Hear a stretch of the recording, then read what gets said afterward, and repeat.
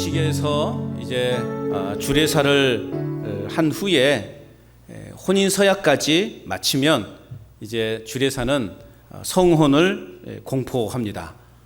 이제 두 사람이 부부가 된 것을 성부와 성자와 성령의 이름으로 선포하노라.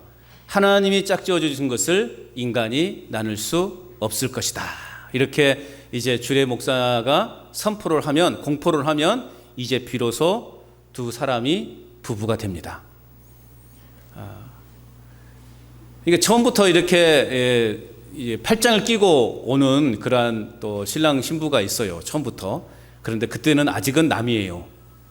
그때까지 남이에요. 그래서 이 공포가 딱 끝나는 순간 이제 둘이 이제 한 부부가 되었기에 그때서 이제 팔짱을 탁 낄 수가 있는 거죠. 자, 이렇게 선포를 하는 것은 뭡니까? 이제 부부가 하나가 되어서 살아간다는 것이 얼마만큼 그만큼 중요한가, 또 귀중한가, 소중한가를 보여주는 것이다. 그렇게 말할 수 있습니다. 여러분 한번 생각을 해보세요.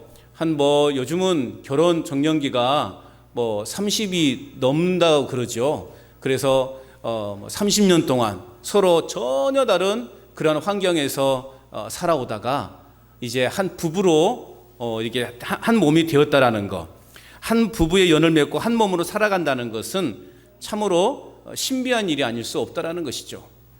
그래서 오늘 우리는 그 부부의 그 하나됨의 그 신비로움을 우리는 찬양할 수밖에 없다라는 것입니다. 자, 이처럼 부부가 한 몸으로 살아가기 위해서는 무엇이 필요한가? 서로를 존중하는 마음이 있어야 된다는 거죠.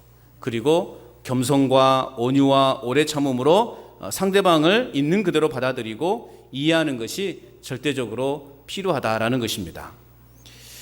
서로의 권리만 주장하고 또 상대방을 배려해 주지 못한다면 부부는 행복하게 살아갈 수 없는 거죠. 허물을 덮어주고 또 평생을 눈에 콩깍지가 껴야만 서로 사랑하고 아껴주고 살아가는 것이죠. 그런데 그 콩깍지는 빠르면 한 달, 한 1, 2년이면 그 콩깍지는 벗어지는 것 같아요. 아니, 신혼여행을 갔다 오면서부터 바로 콩깍지가 벗겨지고 인간 한 사람으로서 이제 보이기 시작하는 경우도 참 많은 것 같아요. 어쨌든 우리가 평생을 다른 환경 속에서, 다른 가치관 쪽에서 살아오다가 부부의 연을 맺고 살아간다는 것, 이건 정말 하나님이 아니면 하실 수 없는 거예요. 정말 신비로운 일이다 라고밖에 말할 수밖에 없습니다. 제가 오늘 왜 이렇게 부부 세미나도 아니고 이렇게 말씀을 드리느냐, 결국 하나됨의 의미를 심어주기 위해서예요. 자, 이러한 모습은 결국 오늘 우리 성도들의 신앙생활 가운데서도 동일하게 적용이 되어야 되는 원칙인 것이죠. 어떤 사람이든지 간에 성령으로 말미암아 예수 그리스도가 하나님의 아들이시고 또 나의 주가 되심을 믿는 그 사람들이 모이는 곳, 그곳이 바로 믿음의 공동체요, 바로 교회가 되는 것입니다.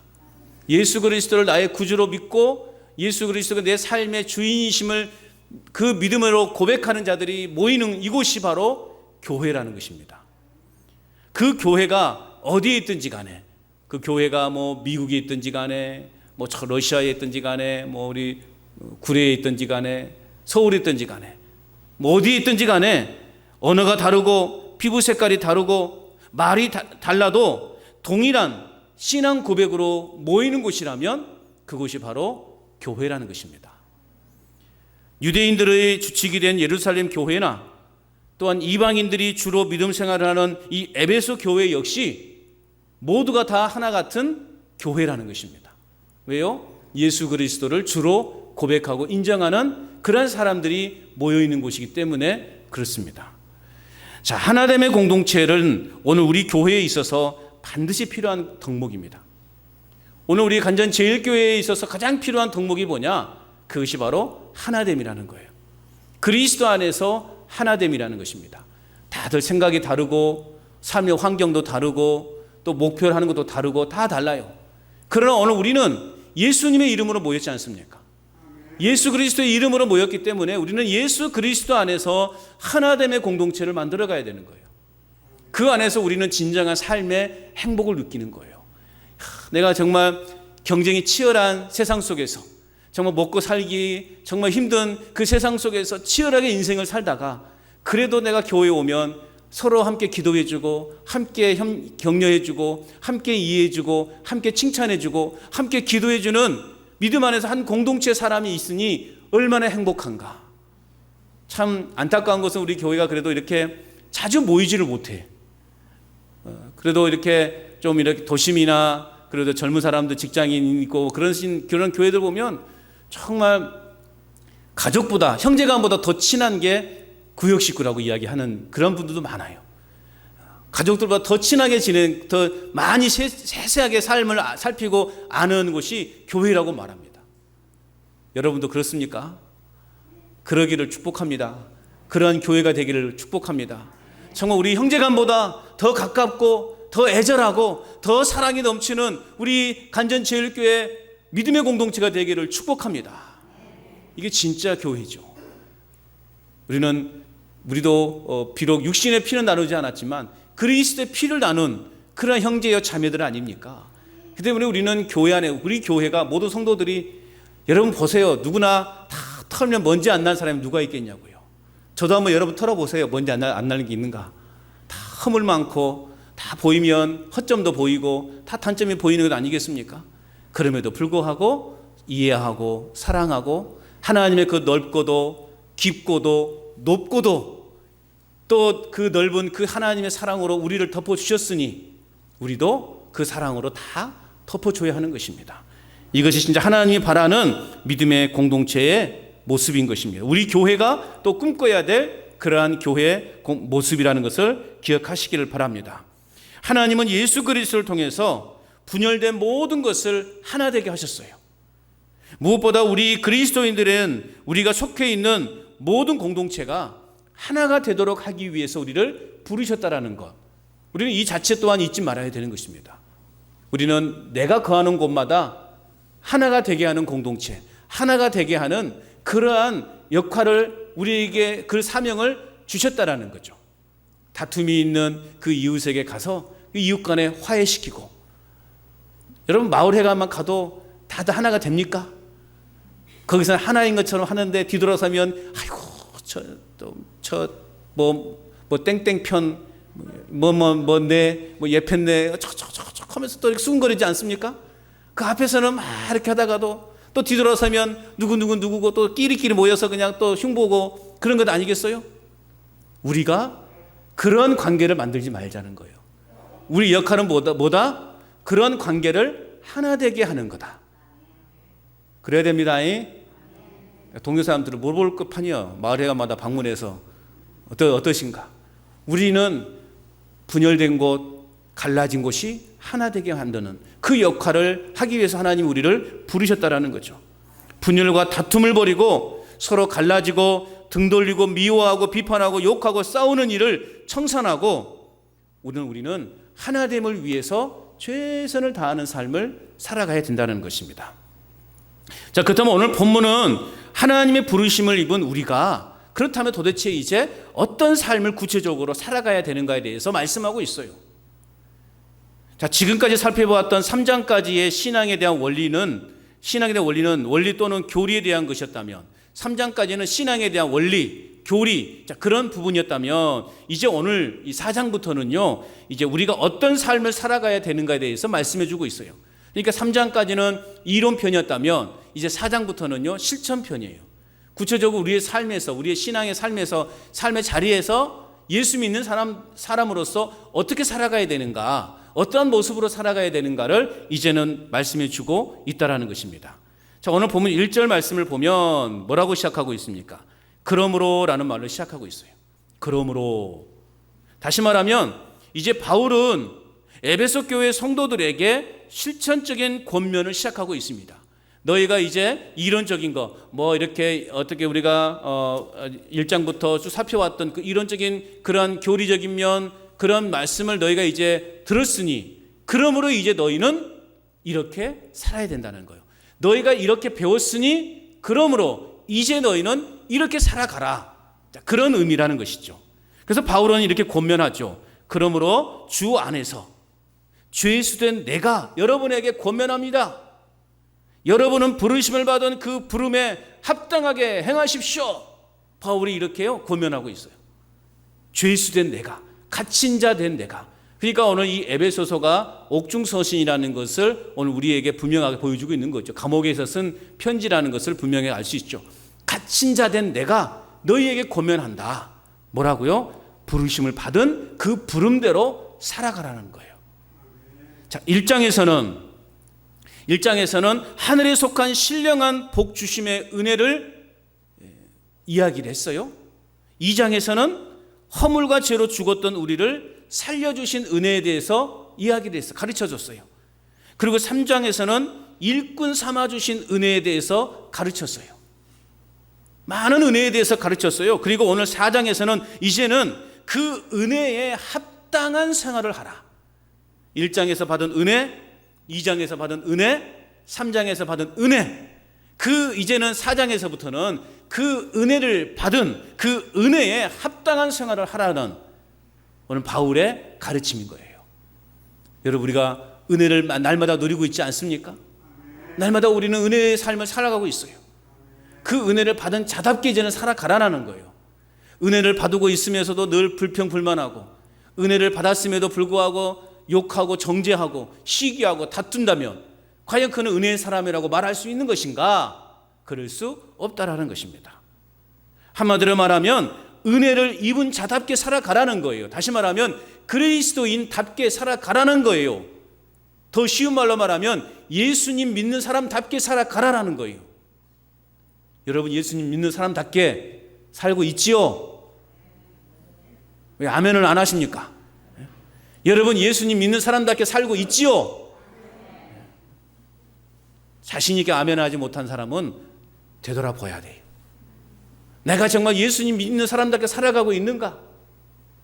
하루에 적어도 나 한 번 정도는 예수님 생각한다 하신 분 손 들어보세요. 내가 하루에 한 번 정도는 그래도 예수님 생각하고 산다. 도대체 뭘 생각하면서 사시는 거예요? 예? 오늘은 뭘 먹고 뭘 입을까? 예? 오늘은 어디 밭에 가서 풀 뽑을까? 저놈의 풀들을 왜 이렇게 맨날 자라는가? 죽겠네 정말. 그러고 살아가고 있습니까? 예? 오늘은 누구랑 만나서 또 수다를 떨까? 뭐 그런 생각하면서 살고 있습니까? 우리는 하루에 한 번, 적어도 하루에 한 번 정도는 예수님 생각하면서 살아가야 되지 않겠습니까? 이게 예수 믿는 사람들의 모습이죠. 예수 믿는다고 맨날 말하면서도 내 삶 속에서는 예수님과 전혀 관계없는 삶을 살아가고 있다면 과연 그 사람이 예수 믿는 사람이라고 말할 수 있는가? 하나님은 이처럼 우리에게 1장, 2장, 3장에서 어마어마한 은혜를 우리에게 주셨는데 그 은혜대로 살지 못한다면 우리는 하나님 앞에 불효 막심한 죄를 짓고 있는 것 아니겠습니까?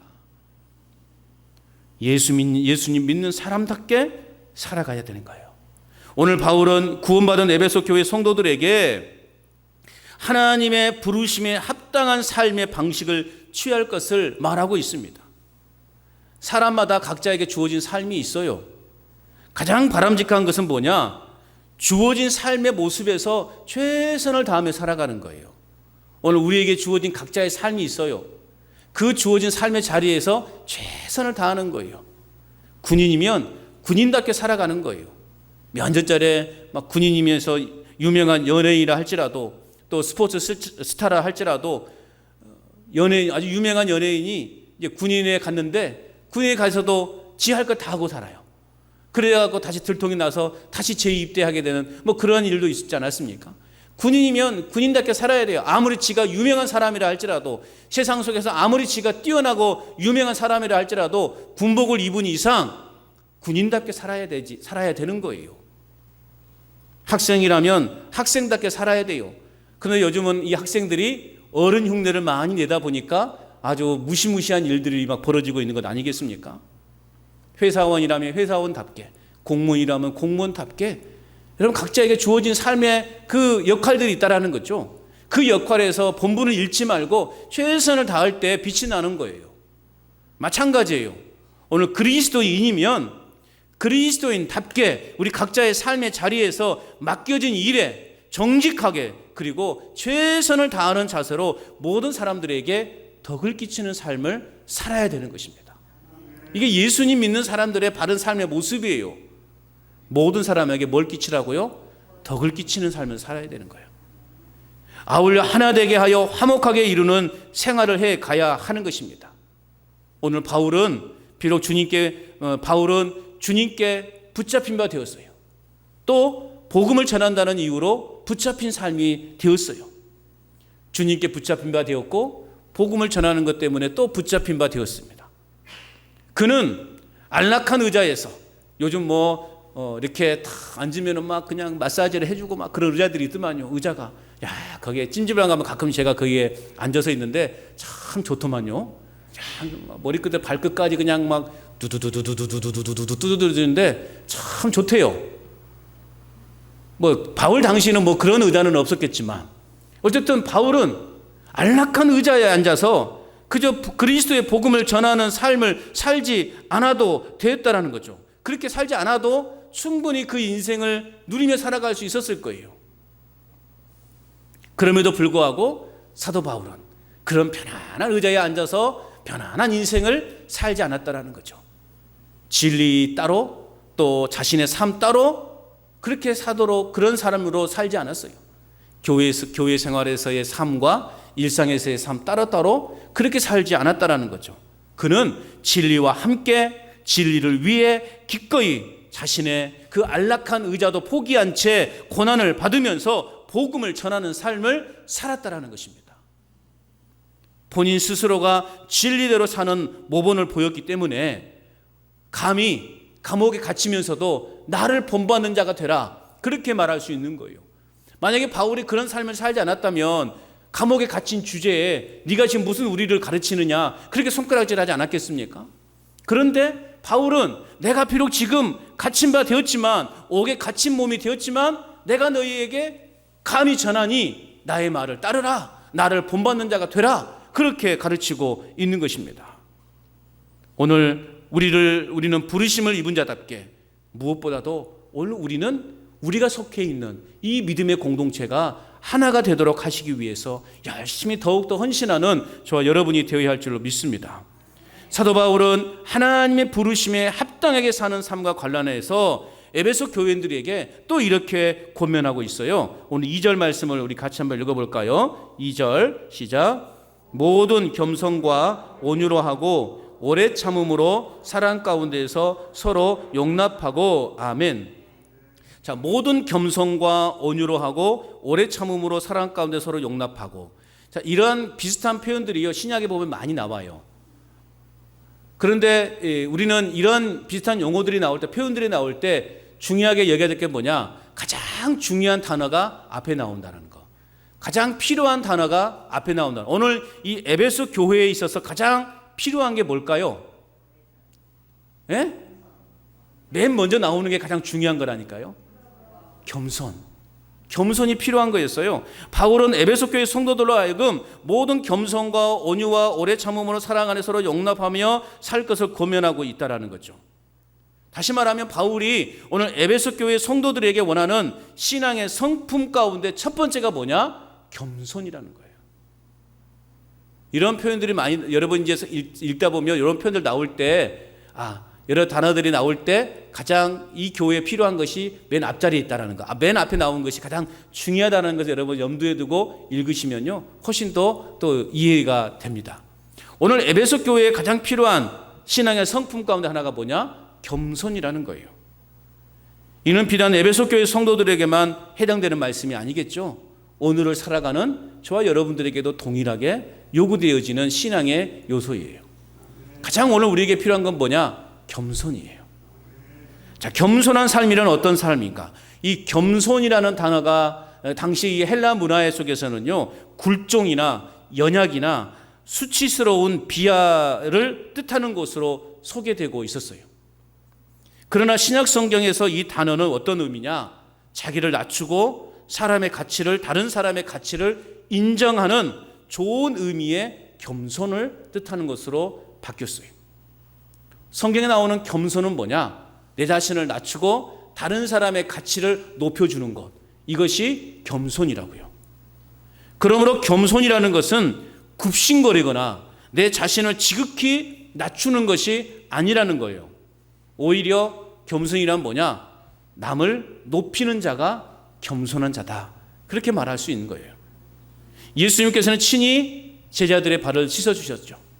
선생이면서도 제자들의 발을 친히 그 제자들의 앞에 무릎을 꿇으시고 제자들의 발을 일일이 씻겨주셨어요.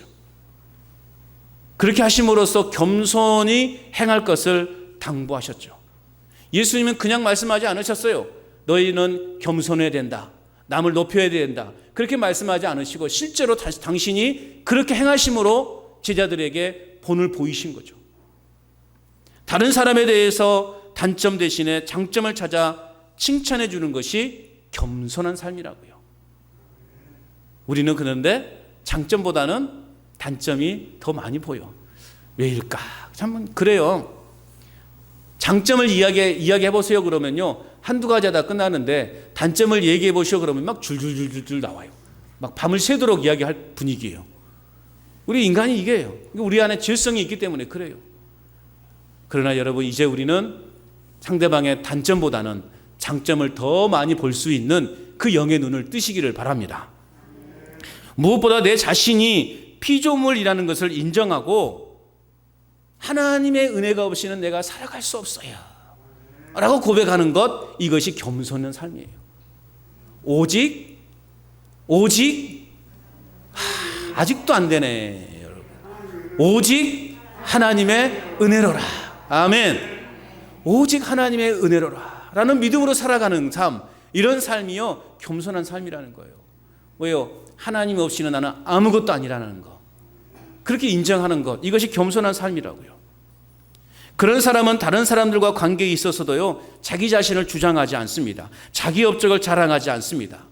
예수님은 자기를 낮추고 죽기까지 하나님께 복종하심으로 진정한 겸손이 무엇인가를 오늘 우리에게 보여주셨습니다. 진정한 겸손은 뭐예요? 죽기까지 복종하는 거예요.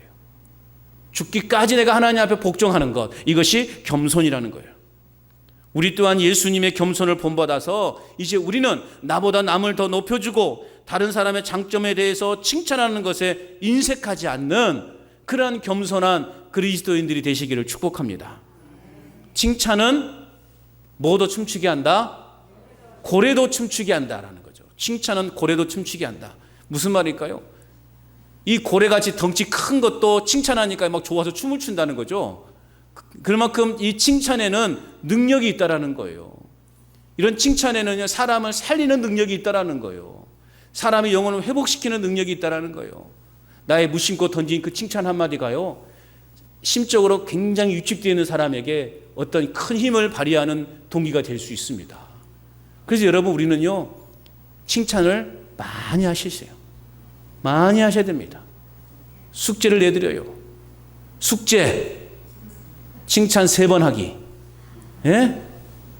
내가 만나는 사람 칭찬 3가지 하기. 아무런 반응이 없으시네. 예? 한 주간 살아가는 동안에 내가 만나는 사람에게 칭찬 한번 해보세요. 3가지만 정도만. 많이도 아니요. 3가지. 이 3가지도 찾기 힘들다면 내가 정말 교만한 인생을 살았구나, 그렇게 생각하시면 돼요. 3가지도 못 찾은다면. 하셔요. 예? 물어볼 거예요. 또 칭찬은 결국 우리를, 내 자신을 낮추고 남을 높여주는 거예요. 이거 진정한 겸손한 삶인 거예요. 겸손한 삶을 살아가시길 바랍니다. 또한 두 번째는 뭡니까? 모든 겸손과 어떻게 살아라고요? 온유로 살아라. 온유한 삶은 어떤 삶인가? 자기 권리를 주장하지 않고 남을 배려하는 거예요. 철학자 아리스토텔레스는 뭐라고 말하고 있냐? 온유를 뭐라고 말하고 있냐? 중용의 덕이다. 중용의 덕으로 보았어요. 온유를. 즉 지나치게 분노하는 것과 또 전혀 분노하지 않는 사이, 그 사이에 있는 것이 온유다. 그렇게 이야기를 합니다. 또한 이 단어는 길들여진 짐승들에 대해서도 사용이 되었다라는 거죠. 길들여진 짐승들. 말 잘 듣잖아요. 근데 여러분, 이 고양이는 말 안 들어. 훈련이 안 되더만요. 그렇게 혼나도 지한테 장난치는 줄 알고 또 하고 또 하고. 그런데 이 강아지들은 조금만 하면 훈련이 잘 되더라고요. 아무튼 그렇다고 해서 여러분 이 온유하다라는 말이 결코 연약하다 그런 표현은 아닙니다. 오히려 강한 자가 자신을 억제하고 조절함으로써 남을 부드럽게 대하고 섬기는 자세를 말하는 거예요. 높은 권력을 가지고 있는 사람이 그 권력을 마음대로 휘두르고 다니면 그 사람은 온유한 사람이 절대 아니죠. 그런데 내가 힘이 있고 권력이 있는데 그 권력을 가지고 약한 자들을 돌보고 연약한 자들을 보살핀다면 그 사람은 정말 온유한 사람이 되는 거예요. 여러분, 우리가 기도해야 되죠. 이 정치권에 있는 위정자들이 자신이 가진 그 권력을 가지고 마음껏 행사하지 않도록 사회적으로 힘들어하고 있는 사람들, 가난한 사람들, 어려운 사람들을 돌보고 그들을 위로하는 자가 되게 해달라고 우리는 그렇게 기도해야 돼요. 요즘 정치권을 보면서 참 불안하고 염려하는 사람들이 많이 있죠. 그가 가진 권력으로 마음대로 뭔가를 조정해 버리려고 하는, 이 나라를 자신의 손으로 막 조정해 버리려고 하는 그런 모습을 보면서 참 염려가 되는, 기도가 안 될 수 없는, 안 할 수 없는 그런 상황에 이르게 되었죠. 강한 자가 자신의 그 강함을 억제하고 조절해서 남을 부드럽게 대할 수 있는 그런 온유한 마음을 우리 이 땅의 모든 위정자들이 가질 수 있도록 우리는 기도해야 되고, 또 오늘 우리의 위치가 그런 위치에 있다면 우리는 그렇게 온유한 자로 살아가야 하는 것입니다. 결국 겸손과 온유는 자신을 부정하는 마음이에요.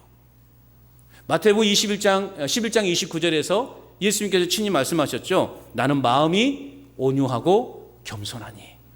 예수님이 친히 말씀하셨어요.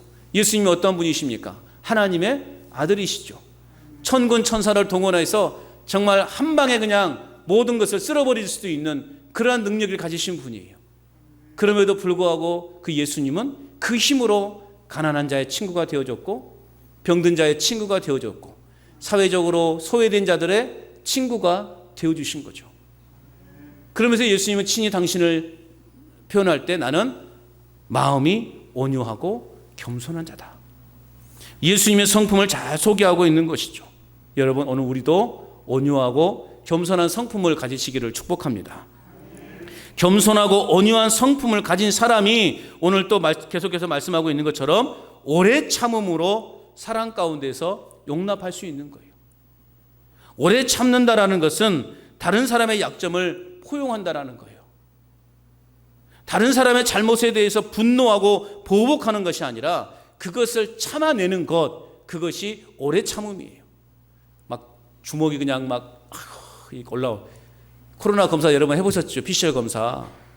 콧구멍 쑤실 때 막 주먹이 여기까지 올라와. 막 그냥 이걸 참는 거. 이게 온유라는 거예요. 오래 참음. 참아야 되죠. 막 뜨신다고 해서 그냥 이 싸대기 때리면 어떻게 됩니까? 감옥에 끌려가요. 참아야 돼요. 와, 막 쑤실 때 얼마나 아프든지 그냥 막 주먹이 그냥 불끈불끈 막 지어지더라고요. 참는 거, 참는 거. 끝까지 참아내는 거예요. 결국 사랑이 있어야 자기 주장을 포기할 수 있고 상대방에게 보상을 기대하지 않을 수 있는 거예요. 그리고 그 사람의 실수나 잘못을 참아내고 용서할 수 있는 거예요. 사랑이 있으니. 예수님의 사랑은 어디까지 간 사랑이었습니까?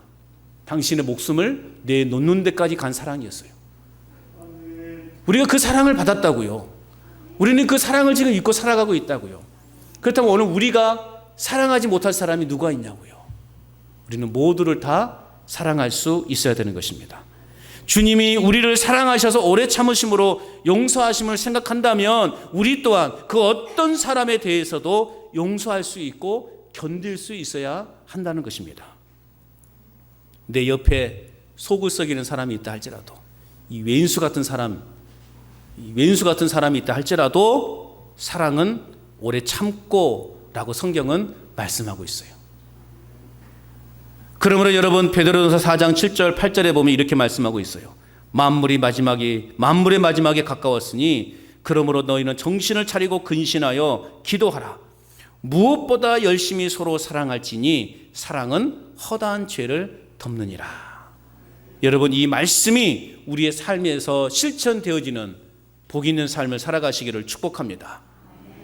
또한 우리는 어떤 삶으로 하나님의 부르심에 그 합당한 삶을 살아갈 수 있을까? 3절 말씀입니다. 같이 한번 3절 읽어봅니다. 시작.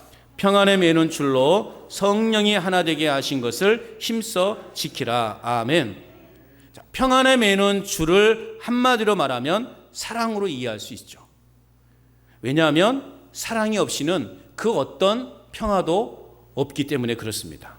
오직 사랑만이 우리 성도들을 하나로 묶어줄 수 있고 그래서 아름다운 하나됨의 공동체를 이룰 수 있는 것입니다.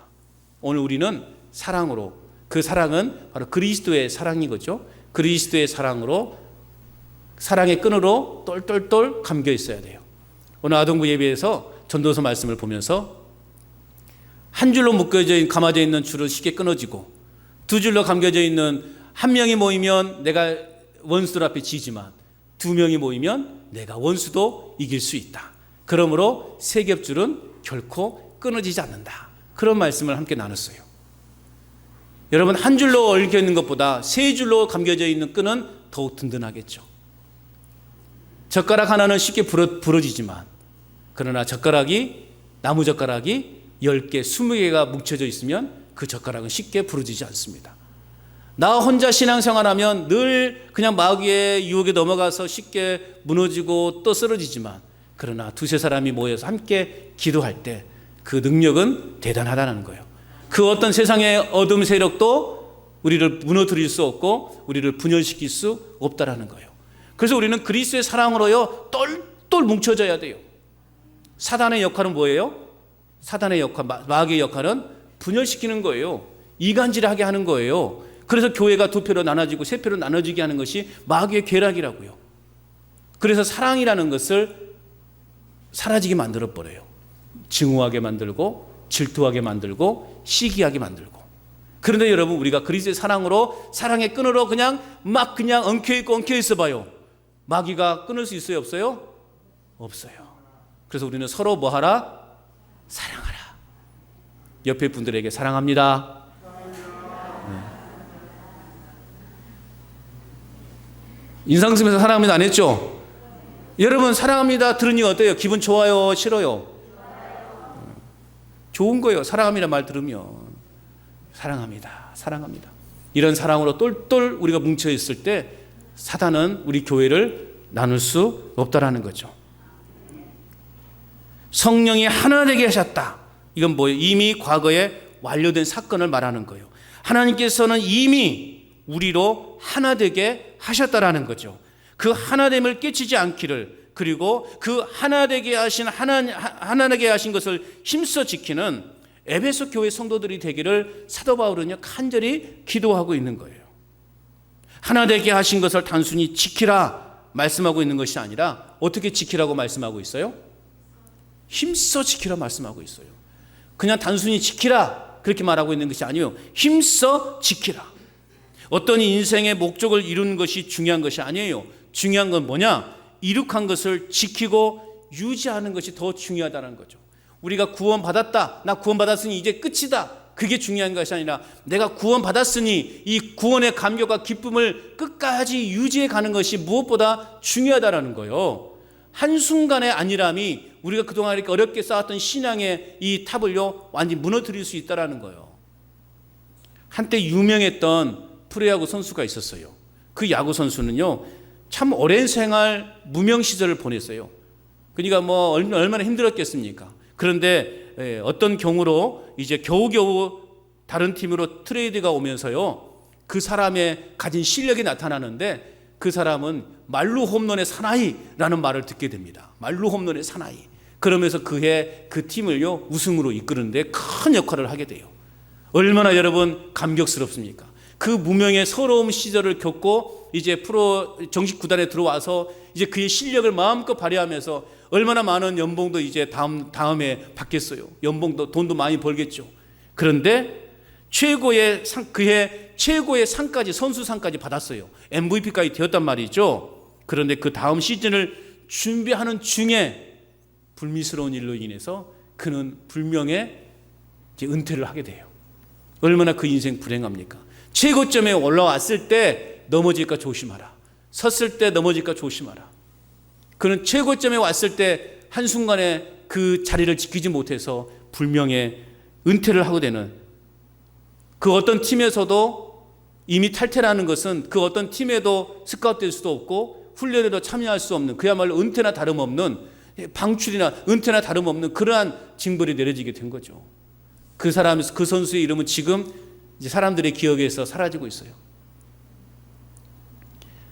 저도 개인적으로 그 선수를 참 좋아했던 선수였는데 너무나 안타까워요. 오늘 성경은 성령이 하나 되게 하신 것을 힘써 지키라.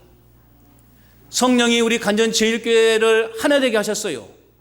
그래서 이제 우리의 역할은 뭐예요? 힘써 이 하나됨을 지켜나가는 거예요. 사단의 그 어떤 방해 공작에도 결코 흔들리지 않는, 뚫리지 않는 그 사랑으로 하나 되어서 그 하나됨을 지켜나가는 것이 우리의 역할이라는 것입니다. 사단은 아까도 말씀드렸지만 어떤 수단과 방법을 가리지 않고 우리를 흔들어 놓으려고 하는 그런 계략을 꾸미고 있는 거예요. 입만 열면 비방과 욕설, 험담이 쏟아져 나오는 사람이 있죠. 마음과 증오에, 미움과 증오에 불타오르는 사람이 있어요. 우리 영혼이 사단의 밥이 되지 않기를 우리는 그래서 깨어 기도해야 되고 힘써 이 사랑의 하나됨을 우리는 지켜나가야 되는 것입니다. 창세기 13장에 보면은요, 아브라함과 그의 조카 롯이 재산권 문제 때문에 서로 갈등이 일어나는 그 부분이 나와요. 그 갈등의 와중에서 만약에 이 아브라함이요, 이 조카 롯에게 이 녀석, 내가 지금까지 너를 어떻게 먹여 키웠는데 네가 그런 말을 할 수 있어? 어떻게 네가 그런 생각을 할 수 있어? 이 버리장머리 없는 녀석. 녀석이라고 하면 좀 부드럽죠? 이 버리장머리 없는, 막 그런 거 있잖아요. 막 그렇게 이 조카에게 함부로 했다 그러면 아브라함이 과연 열국의 아버지가 될 수 있었을까? 되지 못했을 거예요. 그때 아브라함은 창세기 13장 8절에서 이렇게 말하고 있어요. 너와 나 사이에, 그리고 너의 목자들과 나의 목자들 사이에 어떠한 다툼도 있어서는 안 된다. 우리는 한 핏줄이 아니냐. 그래서 그리고 나서 뭐라고 말합니까?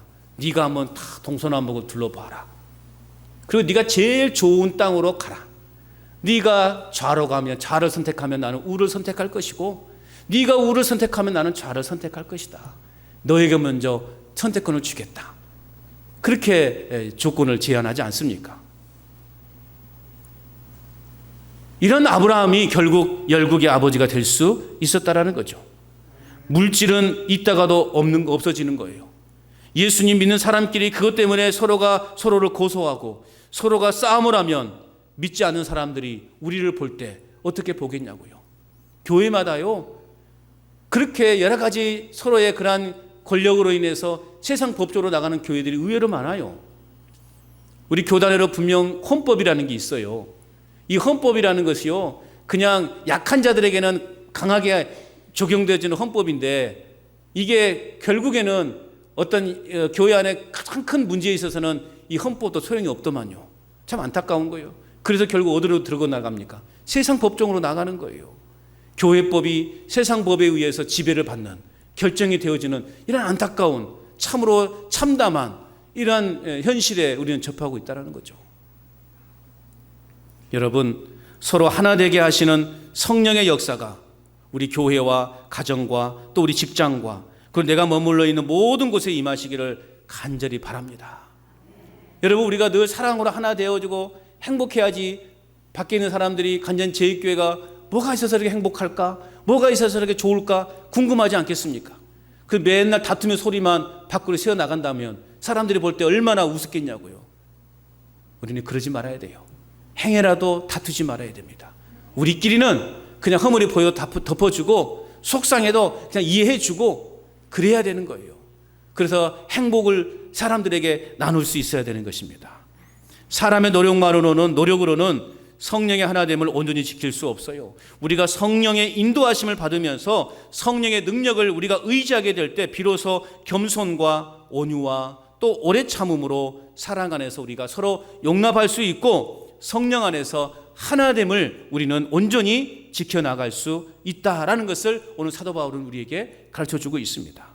이제 사도 바울은 성도들이 성령의 하나됨을 지켜야 하는 중요한 근거를 제시하고 있어요. 오늘 4절에서 6절 말씀 우리 같이 한번 읽어봅니다. 4절에서 6절 말씀 시작. 몸이 하나요